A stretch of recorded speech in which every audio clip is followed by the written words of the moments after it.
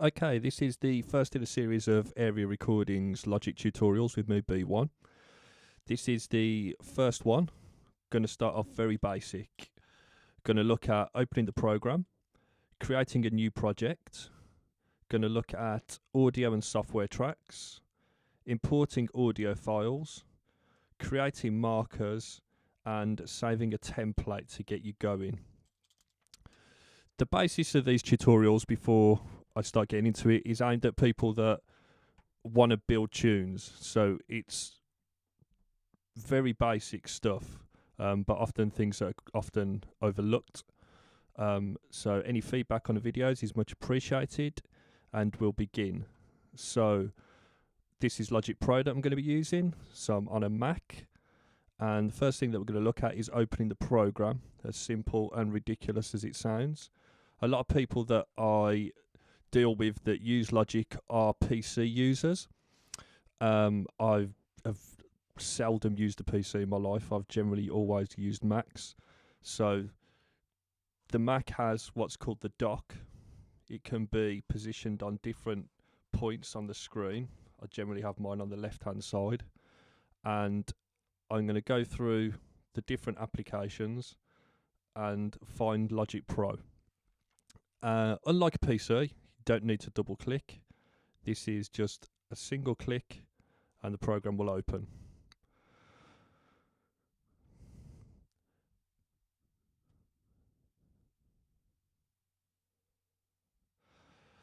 While this is opening, one of the first things that is really important about learning to use Logic, probably any piece of music software really, is understanding and getting your head around using the different key commands on the keyboard. Being able to use the key commands is the difference between using a computer program and creating the music. The more fluid that you become with all the key commands and the shortcuts, the quicker that the creative process becomes. So as we move on, we're going to look at creating a new project. So we get to this window that allows me to open the last thing that I was looking at, some older projects, a template, which we'll be looking at the end of this video, and an empty project. So I'll create empty project, select it, click OK. And it gives me the option to select audio tracks. Audio tracks are where I'll place audio files. So it'll be WAV files or AIFF files. It allows me to select a mono, a stereo, or a surround. I don't know anyone that works in surround sound. That's more for if you're doing video production work. Most files are stereo files, and mono is generally for if you're doing recordings. So if you're recording live instruments, you would have most channels set to mono.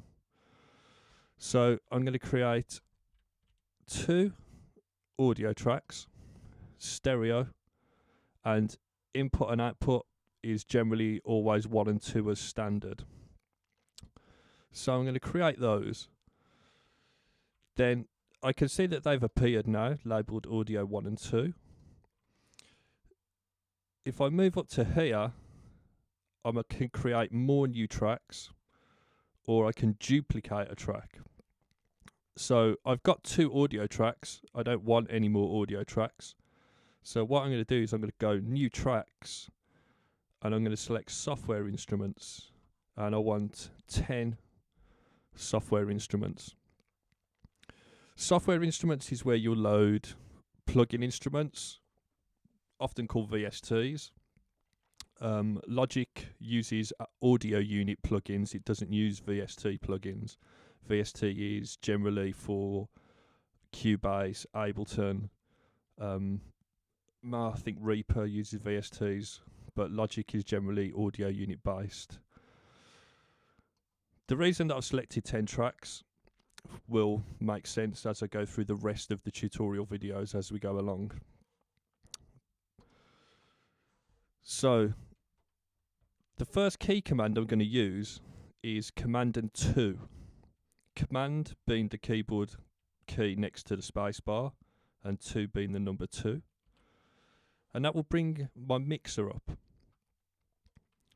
Then to tab between the mixer and the arrange window, if I look at where the shift key is, between shift and Z there's a key with a squiggly line on it. If I hold down command and press the squiggly line, I can shift between the two windows quite quickly. These are generally the two main windows that I will have open when I'm working on tunes. So what we're going to look at now is the basic differences between the software and the audio tracks. They both work very similar, a little bit different obviously. The first obvious difference is audio tracks are blue in colour, software instruments are green. Each one of these represents a channel strip on a mixing console or a mixing desk. So what we're going to do is we're just going to look up and down each of the tracks and spot the differences and the similarities.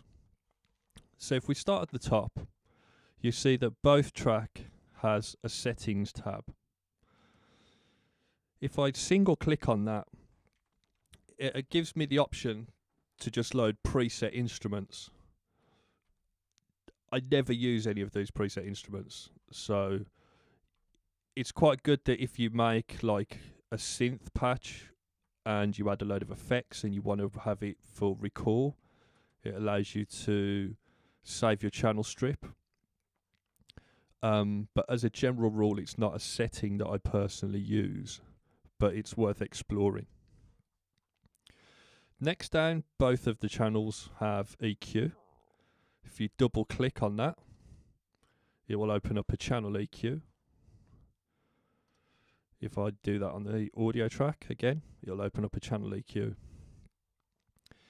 Moving down, you can see that it says inserts, and this is where the channel EQs have gone. The insert is where you'll input or load up insert effects.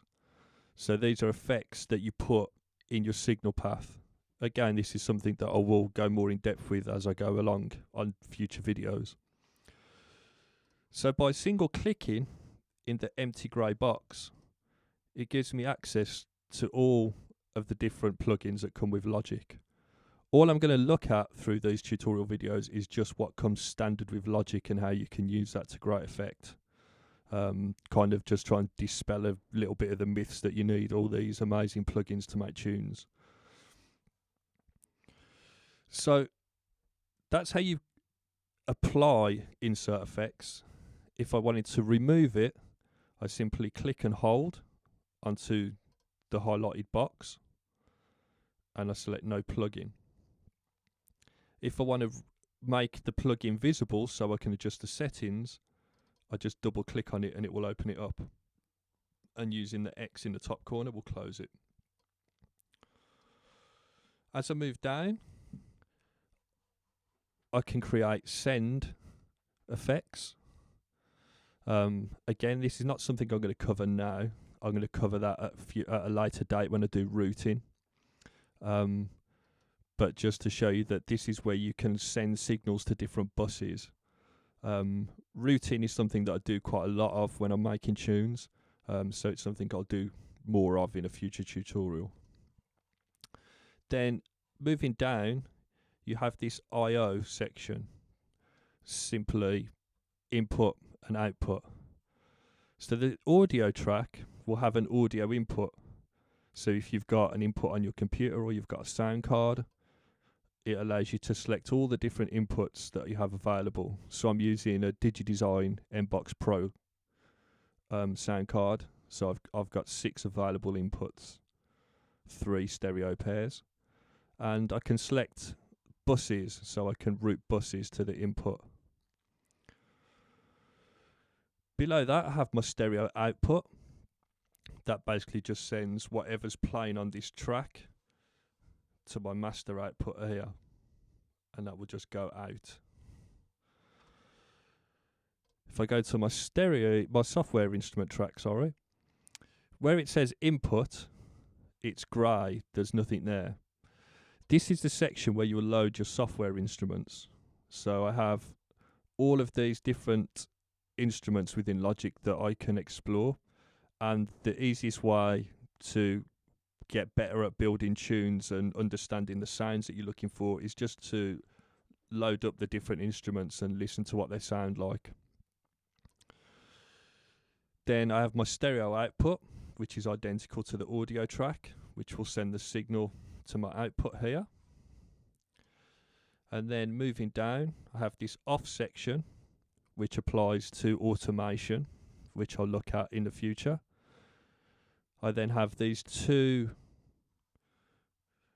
circular discs. They're not really discs though, are they? This is the pan control.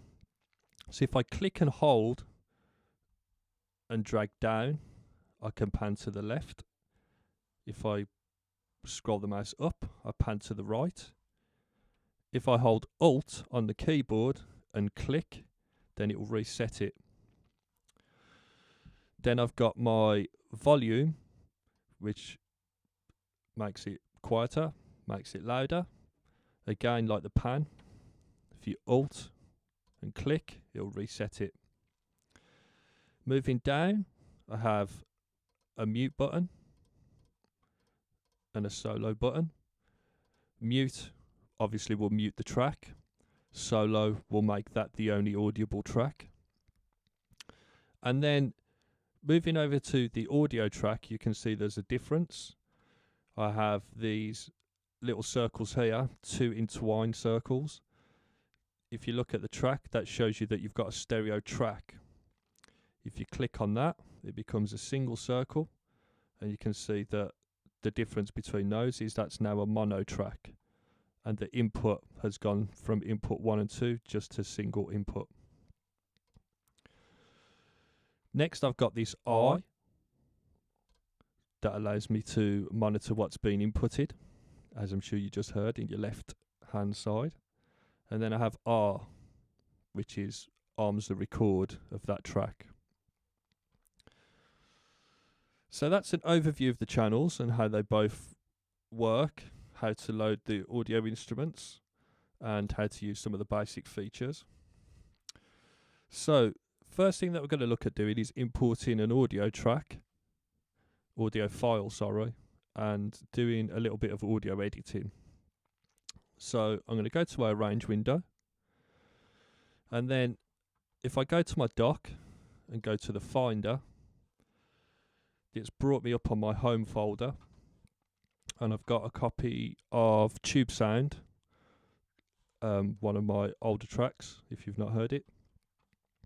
And basically, to get the audio file into Logic, you have your Arrange window open in the background, your Finder window in the foreground, you select the file that you want, and you simply drag and drop it, close that, and you've imported your audio file. What you can then do is you can check this media tab here. So if I click that, that'll bring up the bin, which is basically, this will show you all the different audio that you've imported into Logic or into your project. So I click on that to close it. So as a default, when you open any piece of music software, your tempo is set to 120 BPM. So at the bottom of the screen here, I have my transport bar. Basic, stop, play, pause, record. It's really simple that if you don't understand what something is, hold the mouse over it and a dialog box will come up. Stop and start, you can use your space bar.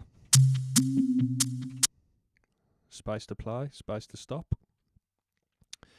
If you go on your keyboard to where the letter M is, if you've got your audio file selected, you know it's selected because it's dark. Press M, that will mute it. Press M again to unmute. Then next to M you have two arrows, and you can use these to fast forward and rewind your track. And then your S button you can use to solo. That will solo the audio file or the region. It doesn't solo the project or the track. It's a quick way of auditioning something when you're going through building a tune. So anyway, down here is where I have my track tempo. So I can see as standard it's set to 120.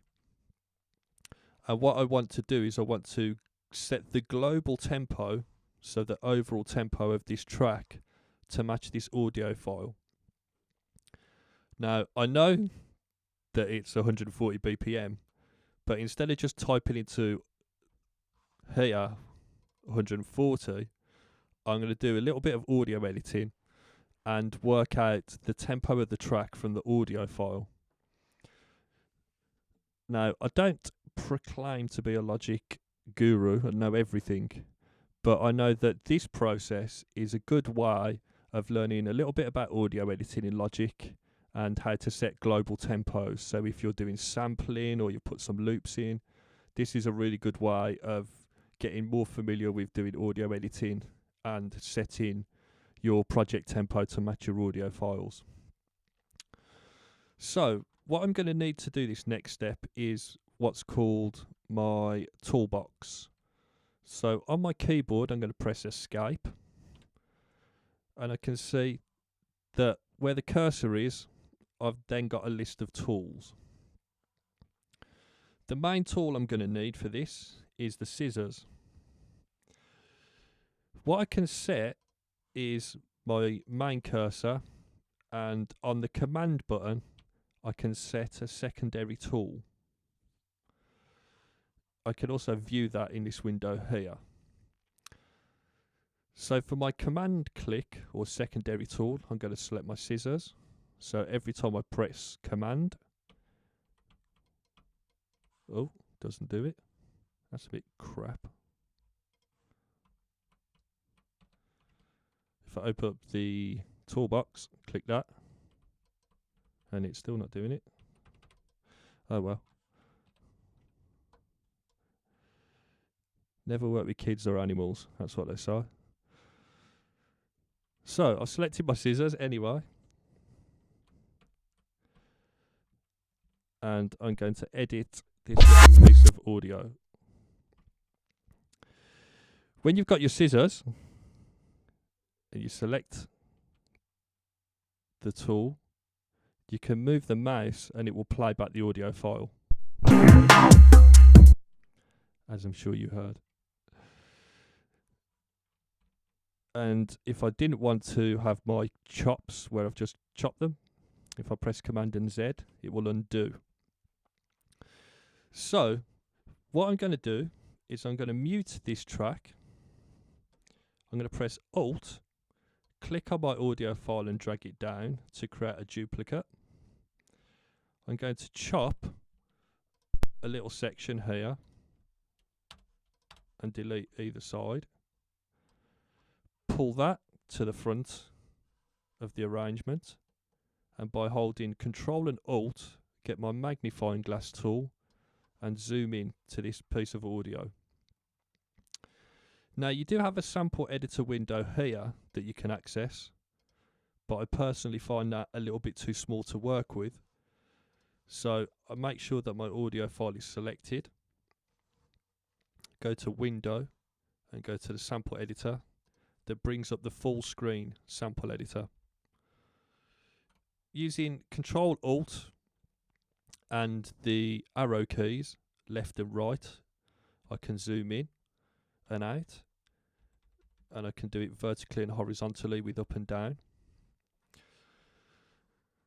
So what I'm going to do on this screen is I'm going to set an audio loop. I've got a bunch of functions, and all I need is to make sure that I've got cycle armed so that the audio will loop. And then I'm moving the cursor down to the region line that allows me to set the beginning and the end of my loop. So I'll just undo that. And first of all, I'll listen to what it sounds like. And it shouldn't sound like a loop. You should be able to see from looking at it that it's not going to sound like a loop. I'll turn it down a little bit.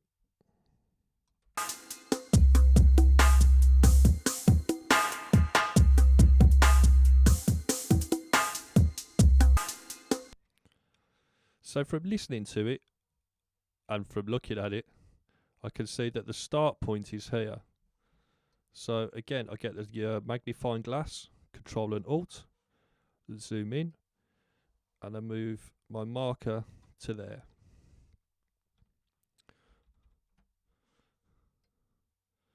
Go to the end, do the same, zoom in, and move the marker to here.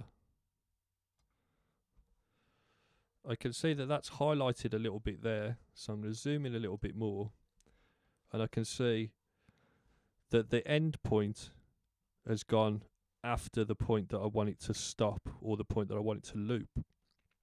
So I drag it back a little bit, and what I'm looking for is I'm looking for this point to show me a bit of wave that's flat. That means that I'm not going to get any clicking when the sound plays back. So if I try and set up a click, probably won't do it.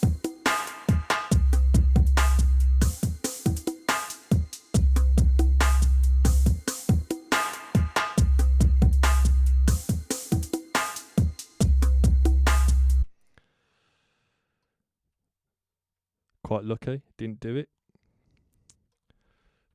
But I'm just making sure that my loop is accurate.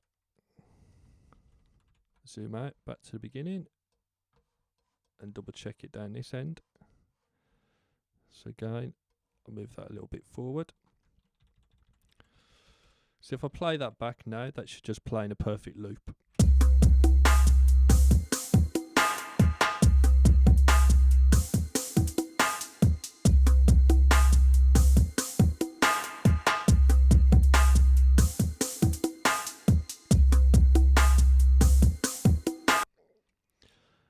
That'll do for now. Again, this is just the first introduction to audio editing, so the more time you spend doing it, the more in depth you'll be and spend a little bit more time. So once I've set my loop up, if I press Command and W, that'll close the window. It'll take me back to my arrange page. And then I want to select this region that I've just created. And by dragging it all the way back, I can see that it's snapped right to the beginning of the track. So what I want to do is I want to set this tempo to this loop. So if I turn the loop function on, I can do it by clicking there or pressing the C button on the keyboard. You can see that this highlights. By using the mouse, I can make it longer, can make it shorter, and I can move it about. So I've got myself a 4-bar loop set up, but looking at my audio file only comes to 3 and a bit bars.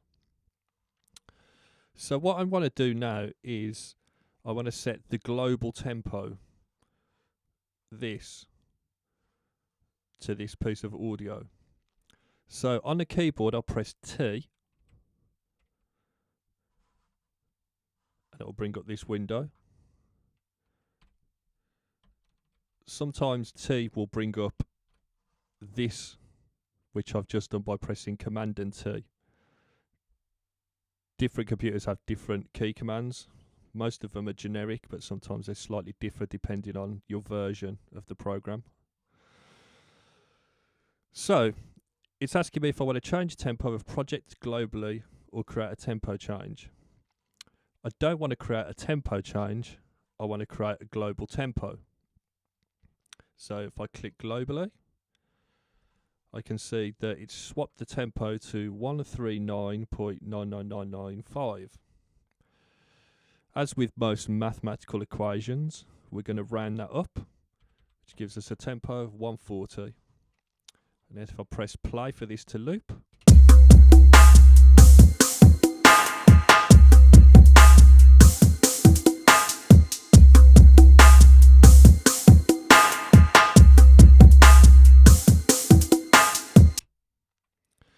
so there I've done the basic steps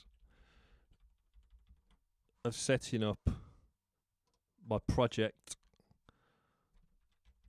and what I'm now going to do is I'm now going to use this to create a template. The idea of a template is so that you've got something to work to straight away, so you can load up Logic, you can select a template you want to work from, so you could have like a dubstep template, a house template, a hip hop template, whatever kind of music you want to make, you can set up a template to get you rolling.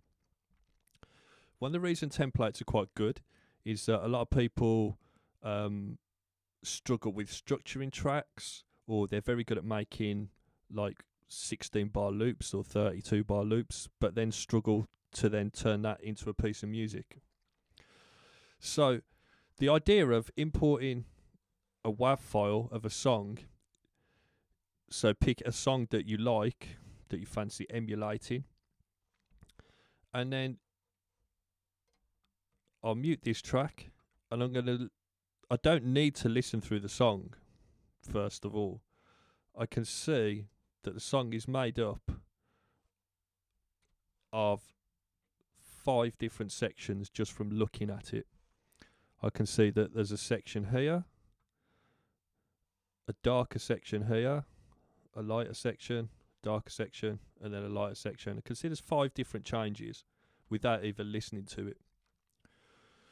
So what I want to do is I want to create a selection of markers. So what I do is I go to lists up here, and I select marker. I simply create my first marker. If I double click where it says marker 1, that allows me to change the title of it to reflect what's happening in my song. If I use this section here, then I can see that there's a grey bar appearing to show me the length. So visually, I can see how long the intro of the song is. So that goes from 1 to 33. So I'll move my play marker. I'll make sure it's at 33.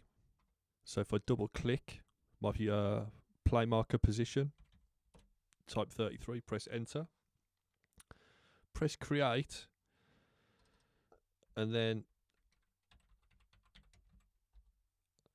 I can label this as my first verse. You can label it whatever you want. I generally tend to use quite traditional titles for when I'm creating tunes, just because I find it quite easy to work out what's going on. So just for this simple basis, I can see that this is twice the length of this. So depending on how zoomed in or out I am, I can see that that's got 2 sections there, and then that's got 4. That's a 16. That's a 16, making it 32. 16, 16, 16, 16 makes it 64. If I then move the play marker to here, 97, new marker, call that my chorus.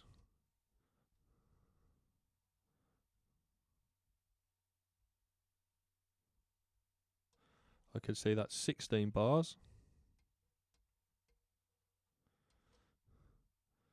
And then it doesn't take a genius to work out that if I put a marker there, title that verse 2, that's going to be 64, which will take me up to 177.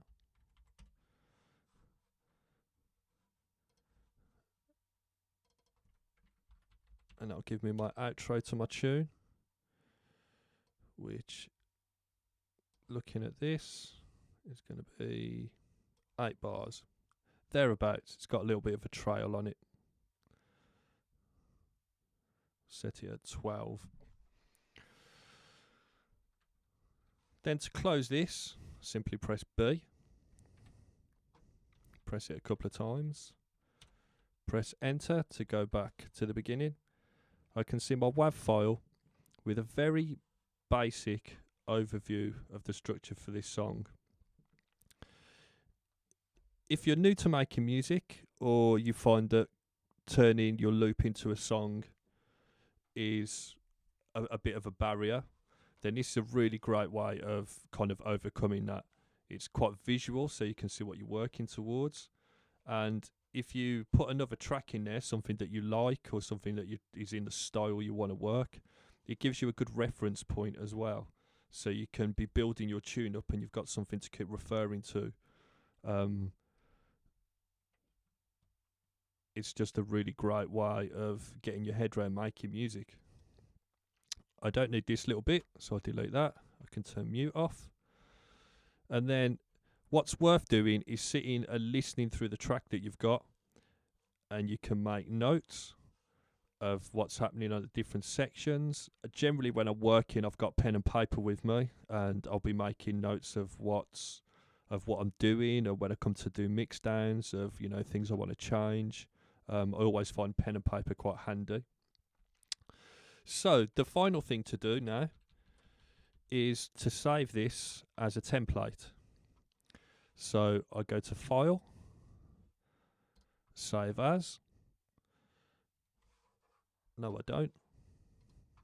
I go to File, Save As Template, and then I'm going to save this as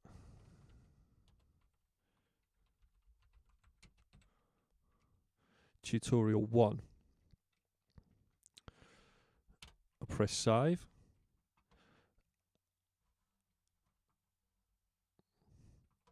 And then I quit.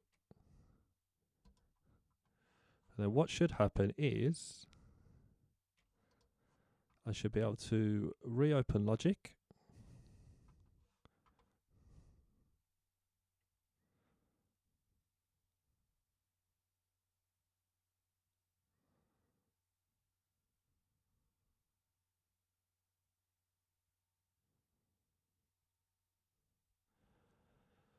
Go to create a new project from a template.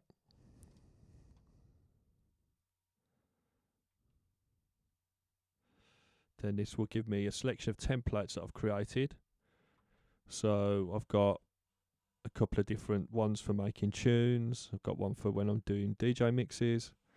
And then I've got my tutorial ones that I've created. So just like Blue Peter, there's one I've done ages ago. And then this is the one I've just created. Click on that. And then it will ask me to save this as a project then. So I'll save it as tutorial part 2 because I'll use it when I go on to do the next tutorial video. Make sure that it's saved in my Logic folder. And I'm ready to roll. I hope you've enjoyed that. I hope you found it vaguely useful. As I say, any feedbacks or comments is greatly welcomed. I hope you've enjoyed it. There'll be a new one coming up shortly. Cheers.